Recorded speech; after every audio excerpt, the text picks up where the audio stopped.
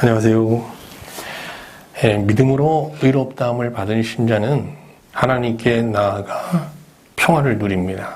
신자가 누리는 평화는 환난이 없는 무탈의 평화가 아니라 다양한 환난을 극복하는 초탈의 평화입니다.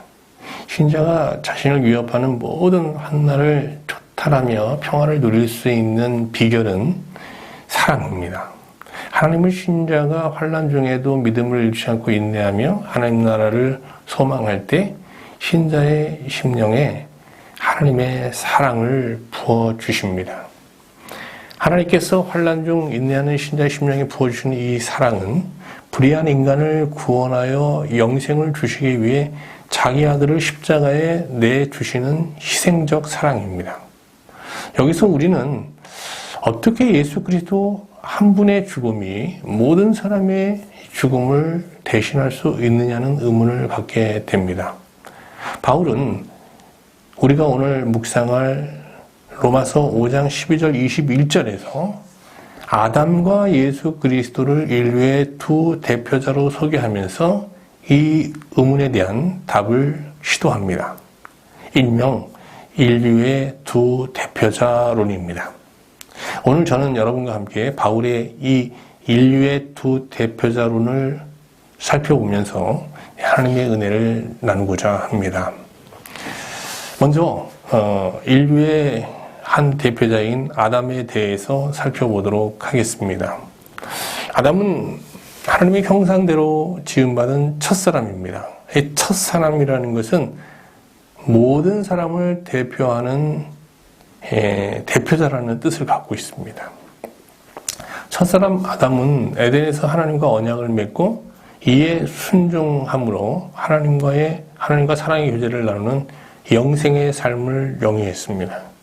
물론 이 영생은 낮은 수준의 영생의 삶입니다. 그러나 아담은 사탄에게 미혹되어서 불순종함으로 하나님과 맺은 언약을 파괴하게 되죠.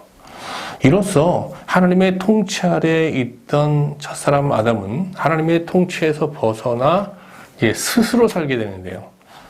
근데 이 스스로 사는 삶에서 실패하고 죄의 통치를 받게 됩니다. 사람은 하나님의 통치에서 벗어나면 죄의 통치, 곧 사탄이거든요. 사탄의 통치를 받게 돼 있습니다. 독립적인 존재로 살 수 없는 의존적인 존재거든요. 로마서 5장 12절 말씀 보겠습니다. 그러므로 한 사람으로 말미암아 죄가 세상에 들어오고 죄로 말미암아 사망이 들어왔나니 이와 같이 모든 사람이 죄를 지었으므로 사망이 모든 사람에게 이르렀느니라. 이처럼 아담은 범죄함으로 하나님께서 통치하는 이 세상에 사탄의 지배, 즉 죄의 세력을 끌어들여왔어요. 죄의 세력은 마귀의 영향력을 뜻합니다. 요한일서 3장 8절 말씀 한번 볼까요? 죄를 짓는 자는 마귀에게 속하나니 마귀는 처음부터 범죄함이라. 하나님의 아들이 나타나는 것은 마귀의 일을 멸하려 하심이라. 아담 이후 모든 사람은 아담 한 사람의 범죄로 말미암아 죄의 세력, 즉 마귀의 지배 아래 있게 됩니다. 사탄이 죄로 사람을 지배하면서 이루고자 하는 궁극적인 목표는 사망입니다. 사망은 하나님과 인간과의 관계가 완전히 분리되는 시공간을 뜻합니다. 마귀는 사람을 사망에 빠뜨리기 위해 죄의 세력을 동원해 쉬지 않고 일합니다. 이는 사람에게 복음을 통해 하나님과 깨어진 관계를 회복할 수 있는 기회가 주어져 있기 때문입니다. 사탄은 이 기회를 차단하기 위해 죄의 세력을 동원하여서 쉬지 않고 일합니다. 그런데 사람이 복음을 통해서 하나님과의 깨어진 관계를 회복하기 위해서는 먼저 자신이 죄의 지배 아래 있음을 자각해야 되는데요. 사람은 양심의 소리에 귀를 기울일 때 자신이 죄의 지배 아래 있음을 자각하게 되고 깨닫게 됩니다. 양심이라는 것은 사람 안에 남아있는 하나님의 형상의 흔적이거든요. 양심 안에는 미약하지만 절대자를 인정하고 경외하면서 사람에게 해를 입히지 않으면서 서로 사랑하며 살고자 하는 성향이 남아 있어요. 그래서 진실로 양심대로 살고자 하는 자는 이를 저지하는 거대한 세력, 죄의 세력이 자신을 지배하고 있음을 깨닫고 절망 가운데서 탄식하며 하나님을 찾게 됩니다. 그래서 진정한 신앙에 귀의하게 되는 거죠. 이처럼 양심대로 살고자 하는 자는 자신이 죄의 세력 아래에 있음을 자각하고 절대자를 찾게 됩니다. 그러나 양심을 통해 자신의 비참한 영적 실상을 자각하며 절대자를 찾아 진정한 신앙에 귀의하는 사람은 매우 적습니다. 이에 하나님은 인간의 무뎌진 양심을 회복시킬 목적으로 어떤 말씀을 주셨는데 그것이 바로 율법입니다. 양심이 무뎌진 자라도 율법을 받아 율법대로 살고자 하면 무뎌진 양심의 기능을 회복하여 자신의 비참한 영적 실상을 자각하고 절대자를 찾게 됩니다. 로마서 5장 13절 말씀 볼까요? 죄가 율법 있기 전에는 세상에 있었으나 율법이 없었을 때에는 죄를 죄로 여기지 아니하였느니라. 그러니까 율법이 주어지지 않았던 아담부터 모세까지는 극소수의 사람들만 양심을 통해 자신의 비참한 실상을 자각하며 절제자를 찾았습니다. 대다수의 사람들은 이 무뎌진 양심으로 인하여서 자신이 죄의 지배 아래에 있음을, 그래서 사망의 종로로 타며 살 수밖에 없다는 것을 자각하지 못했습니다. 사람이 사망의 종로로 타며 죽음을 두려워하며 이렇게 살게 된 것은 아담이 범죄하면서 끌고 들어온 죄의 세력 아래에서 범죄하며 살게 되었기 때문인데 말이죠. 근데 모세가 시내산에서 하나님으로부터 받은 이 율법을 공부하면서 사람들은 비로소 자신이 죄의 세력 아래에 있음을 깨닫게 됩니다. 죄의 세력은 율법을 지켜 하나님의 관계를 회복하는 사람들을 공격하는 과정에서 자기 정체를 드러내게 됩니다. 이처럼 아담의 범죄로 인해서 사람은 억울하게 죄의 지배를 받으면서 사망의 종로로 타며 사는 삶을 살게 됩니다. 이는 아담이 인류의 대표자이기 때문입니다. 그런데 여기서 바울은 아담은 인류의 진정한 대표자가 아니고 모형적 대표자라고 말합니다. 로마서 5장 14절 말씀 볼까요? 그러나 아담으로부터 모세까지 아담의 범죄와 같은 죄를 짓지 아니한 자들까지도 사망이 왕노릇하였으나니 아담은 오실 자의 모형이라. 그러니까 아담은 진정한 대표자, 인류의 대표자가 아니라 모형적 대표자라는 겁니다. 그러면 아담이 지시하는 진정한 인류의 대표자는 누굴까요? 그는 다름 아닌 하나님의 아들 예수 그리스도이십니다. 지금까지 인류의 모형적 대표자인 아담에 대해서 살펴보았는데요. 이제부터 아담이 지시하는 인류의 진정한 대표자 예수 그리스도에 대해서 살펴보도록 하겠습니다.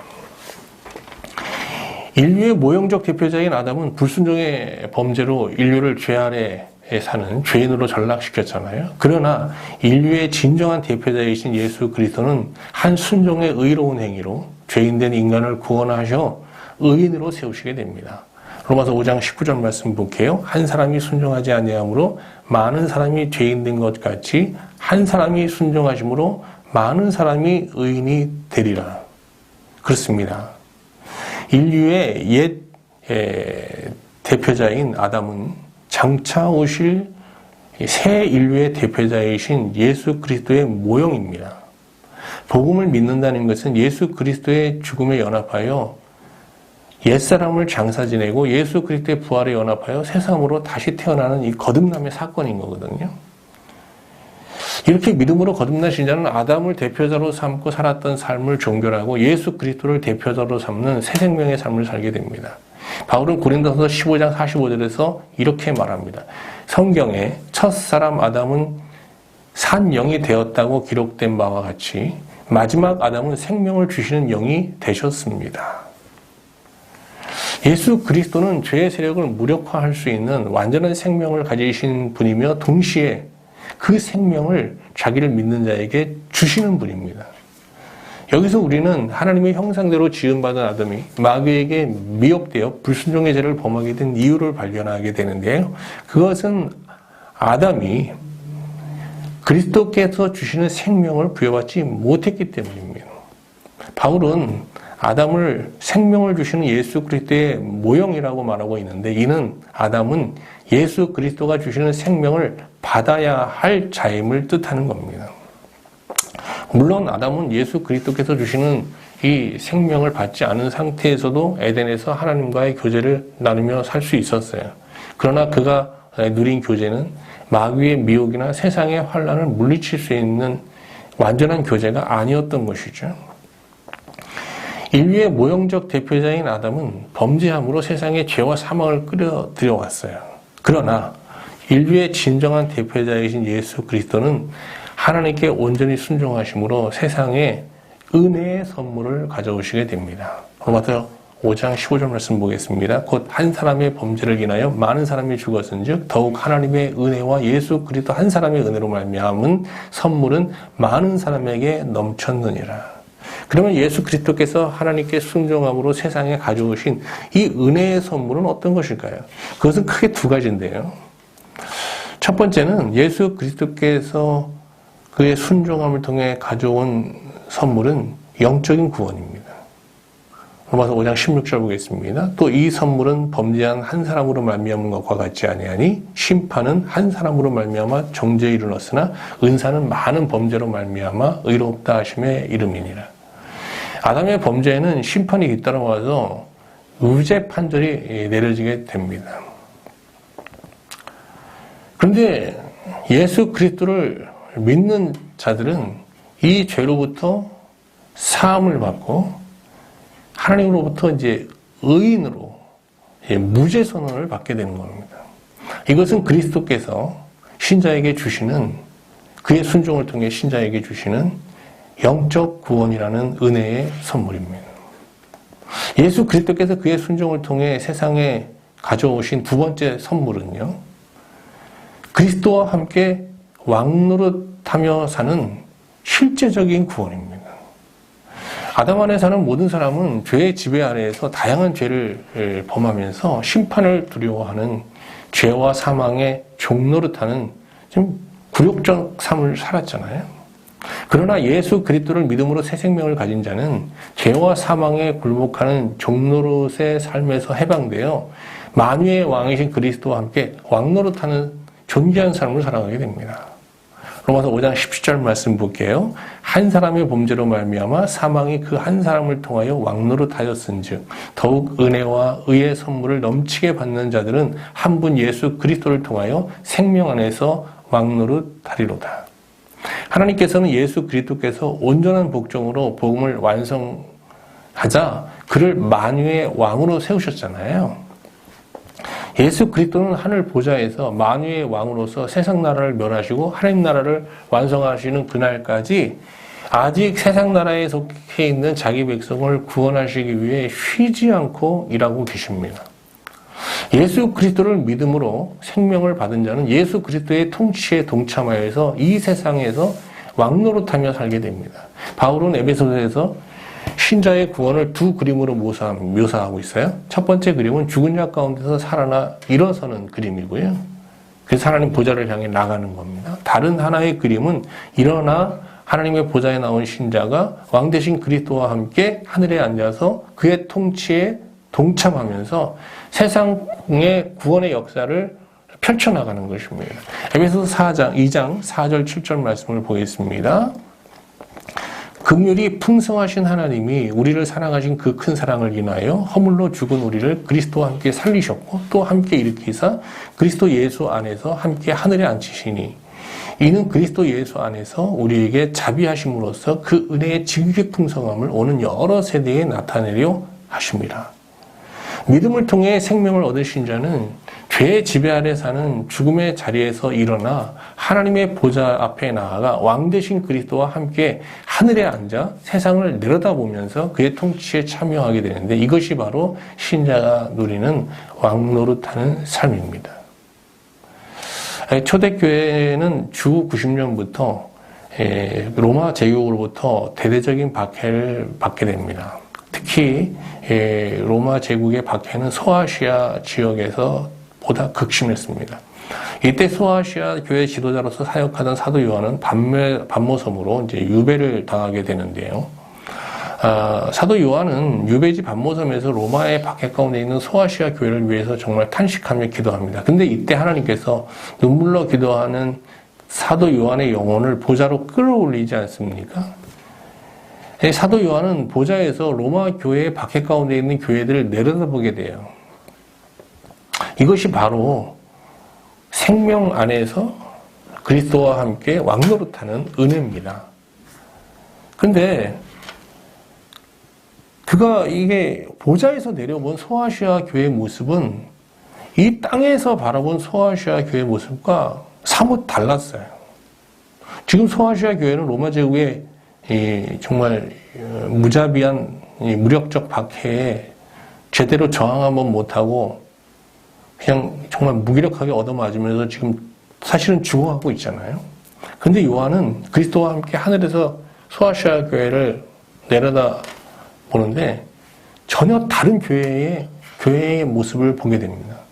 사도 요한은 하늘에서 로마 제국의 박해 가운데 있는 교회가 후에 짐승에 비유되는 로마 제국을 심판하여 무적행에 던지고 제국의 앞지 아래에 있는 무수한 무리들을 구원하는 승리의 미래를 목도하게 됩니다. 이후 사도 요한은 하나님의 부름을 받는 그날까지 이 고난을 영광의 현실로 재해석하면서 그리스도와 함께 왕노릇하는 삶을 이제 쭉 영위하게 됩니다. 이제 말씀을 마치겠습니다. 지난 시간 말씀드렸지만 신자의 현실적 삶에는 다양한 고난이 그치지 않습니다. 신자가 이 환난의 현실을 믿음으로 인내하며 평화를 누리며 사는 것은 말처럼 쉽지 않죠. 이를 위해서는 무엇보다 먼저 환난의 현실을 그리스도와 함께 하늘에서 내려다 볼 수 있어야 합니다. 신자가 만유의 왕이신 그리스도와 함께 하늘에서 자신이 직면한 고난의 현실을 영광의 현실로 이렇게 재해석해서 보지 못하면 우리 고난의 현실을 믿음으로 극복하는 일은 허락되지 않습니다. 로마서 8장 18절 말씀 보겠습니다. 생각하건대 현재의 고난은 장차 우리에게 나타날 영광과 비교할 수 없도다. 그렇습니다. 그리스도를 믿음으로 왕노릇하는 신자는 현실로 보지 않고 현실을 해석된 현실로 보고 살아갑니다. 그러나 사망의 종노릇하며 사는 자들은 현실 속에 실제하는 고난에 주목하면서 작은 고난에도 한숨 지으며 절망적 삶을 살아가죠. 이게 바로 사망의 종노릇하는 삶입니다. 그러나 생명 안에서 왕노릇하며 사는 신자는 고난의 현실 속에 숨겨져 있는 영광을 발견합니다. 물론 그리스도의 눈으로 보좌에서 내려다보면서 말이죠. 그리고 하나님을 찬양하면서 고난의 현실을 영광의 현실로 재해석하면서 힘차게 믿음의 삶을 영위해 나갈 수 있는 겁니다. 오늘 말씀을 보면서 우리는 지금 어떤 현실을 살아가고 있는지 돌아보게 됩니다. 아무쪼록 오늘 말씀을 여러분 개인적으로 깊이 묵상하시면서 이 한 주간 죄와 사망에 굴복하는 종의 삶을 십자가에 못 박고 정말 만유의 왕이신 그리스도와 함께 하늘에서 우리의 이 고난의 현실을 내려다보면서 이 고난 속에 감춰진 영광을 발견하고 고난의 현실이 아닌 영광의 현실을 살아내는 정말 여러분 왕노릇하며 사는 존귀한 삶을 영위할 수 있기를 주님의 이름으로 축원드립니다. 감사합니다.